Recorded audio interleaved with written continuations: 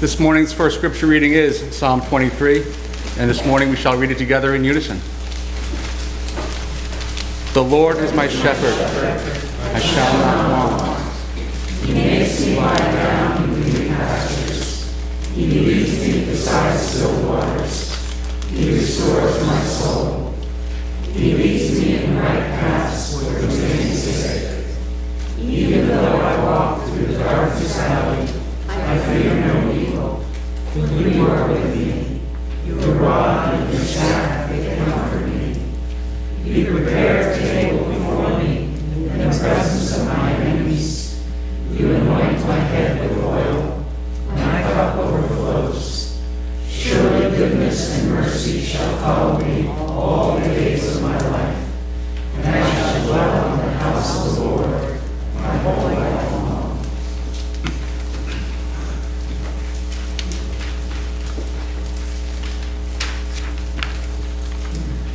Now I will be reading from John 10, verses 11 through 18. I am the good shepherd. The good shepherd lays down his life for the sheep. The hired hand, who is not the shepherd and does not own the sheep, sees the wolf coming and leaves the sheep and runs away. And the wolf snatches them and scatters them. The hired hand runs away because the hired hand does not care for the sheep. I am the good shepherd. I know my own and my own know me. Just as the Father knows me and I know the Father. And I lay down my life for the sheep. I have other sheep that do not belong to this fold. I must bring them also, and they will listen to my voice. So there will be one flock, one shepherd. For this reason the Father loves me, because I lay down my life in order to take it up again. No one takes it from me, but I lay it down of my own accord. I have power to lay it down, and I have power to take it up again. I have received this command from my Father.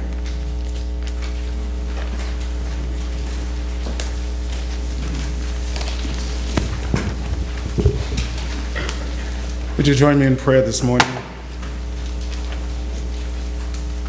Oh God, open our hearts to your word, a word that passes swiftly and faithfully from the ear to the heart, from the heart to life. Amen. Dave Carey, a retired Navy captain, was a prisoner of war in Vietnam with Senator John McCain and the late Admiral Will Stockdale, among others. At an annual meeting of the Military Chaplains Association in San Diego, Dave Carey, speaking almost 30 years after his release from that imprisonment, said, "To survive the brutality and the dehumanization of their imprisonment, and to combat their depression and their gnawing fears of never seeing their loved ones again, of dishonoring their country, and living every day with the threat of death, Dave Carey and the other POWs formulated a declaration of faith. They hoped it would see them through their ordeal. It wasn't anything long or complicated. It was simple, yet hopeful. Their three-word declaration of faith was, return with honor. Return with honor. Dave Carey also told the military chaplains that during his years as a POW, they were not permitted to have Bibles, and he regretted not knowing more scripture. But since he did not, he said he quoted daily the only scripture he knew by heart, Psalm 23. If I were to ask you to name your favorite psalm, I think most of you would name the 23rd Psalm.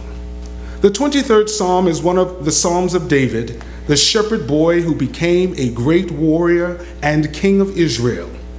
We can almost imagine David as he composed these words of faith, trust, comfort, and confidence, sitting one day by a spring, a harp lying beside him, a thick overgrowth of green grass surrounding him, his sheep drinking from cool, clear waters and gazing and grazing lazily, safe and secure in David's care as their shepherd.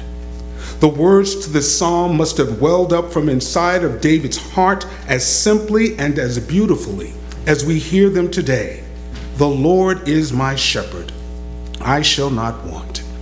Because it is God who keeps David from want. It is God who walks David through green valleys and peaceful pastures. It is God who leads David by quiet, still waters. It is God who restores and refreshes David's soul in tough and testing times. It is God who guides David down not wrong paths, but right paths, because God is true to God's name and nature. And it is God in whom David has complete trust and confidence. For more than 3,000 years, for both Jews and Christians, this serene scene of David in peaceful pastures composing this beloved psalm has brought comfort in tough and testing times.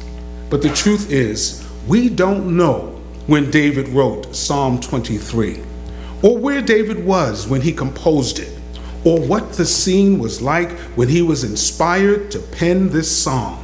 It is quite possible this passage was composed after David became the commander-in-chief of the army of the Lord and king of Israel. Perhaps it was a day when David and all of his soldiers were about to enter a battle, a real battle. Perhaps David was ruminating about how faithful and loving God had been to him down through the years, and David's heart swelled with all of the wonderful memories of the God who protected him through the anger of Saul, shielded him against his clash with Goliath, and forgave him after David had Uriah the Hittite killed so that he could marry Bathsheba. Perhaps as David sat ruminating about God's love and care and all of the wonderful things God had done for him, David was moved to write his own personal declaration of faith and trust. The Lord is my shepherd, I shall not want. In the most difficult times and under the most challenging circumstances, when today is chaotic and tomorrow is uncertain and its dangers unknown, the 23rd Psalm speaks to us of God's love. And Psalm 23 is a reminder that God is all we need in life. You know, it always amazes me how quickly we find God in challenging times and how quickly we forget God when things aren't so bad. I'm reminded of a song from my youth that says, "There must be hills and mountains to climb, some roads that are rough and even troubling times. Because if God gave us everything we need, then we wouldn't have a need to pray." So when the stock market is riding high and our jobs are secure and our families are intact, we don't always take the time to pray. When success surrounds us and accolades and awards are heaped on us, God doesn't seem as important to us. But let the economy crash and our families fall apart, then we somehow find our way back to God, because then we know we need a shepherd to guide us through. You know, in Greek mythology, the Greeks created gods that eventually were meaningless, unreliable, and ineffective. And all too often we do likewise. We too create gods that are meaningless and unreliable and ineffective. And eventually, the gods we create fail to protect us and keep us safe. And they too become meaningless, unreliable, and ineffective. Yet, somehow, through the uncertainties and challenges of his life, David discovers the importance of a connection to something greater than himself, something eternal. David found, like a sheep with a good shepherd, the love and care of a faithful God. But you might ask, what does this psalmist know about 21st century life? What does this psalmist know about our changing global climate? What does this psalmist know about securing clean water for all? What does this psalmist know about reducing the gap between the rich and poor and the threat of new and emerging diseases? What does this psalmist know about who we are and the uncertainty of our lives? But I submit to you this morning that David does know. David knows what it's like to face a Goliath in life, armed with nothing but 5 smooth stones, and your faith that God will protect you in the face of giants. David knows what it's like to to lose someone you love, as he lost his friend Jonathan, but was able to walk faithfully and fearlessly through death's dark valley because you know the Lord is with you and that the Good Shepherd will be there to comfort you. I wonder if you've ever questioned if the world is truly safe in the hands of a good and loving God, a God who watches over us as a good shepherd watches over their sheep. I know there have been times that I have. In March of 1986, I was command chaplain aboard the USS Detroit, the supply ship for the Battle Group America. And Detroit departed Norfolk, Virginia that year in support of military operations off the coast of Libya. Just so you know, the Detroit carried enough fuel and ammunition to demolish the entire eastern seaboard. One stray spark, and Detroit and all of her crew would be goners in seconds. During that military action against Libya, the captain came on the shipwide announcer to say 2 of Libya's submarines were unaccounted for and believed headed to take on our ship. And that night, sailors sought solace, a word from on high that all would be well. And I knew as those sailors came to me what those sailors wanted me to say as we sailed into harm's way. They wanted me to say that all would be well because God was on our side. But Norfield, I ask you this morning, whose side is the eternal God of the universe on when nations claim a divine right to their actions? How should people of faith respond? Is God on any nation's side when they wage war against another? Is God on the side of the terrorists or those fighting terrorism? Is God on the side of the Israelis in their fight to live in peace, or the Palestinians in their struggle for a homeland? Where is God? And David tells us where God is and what God is doing.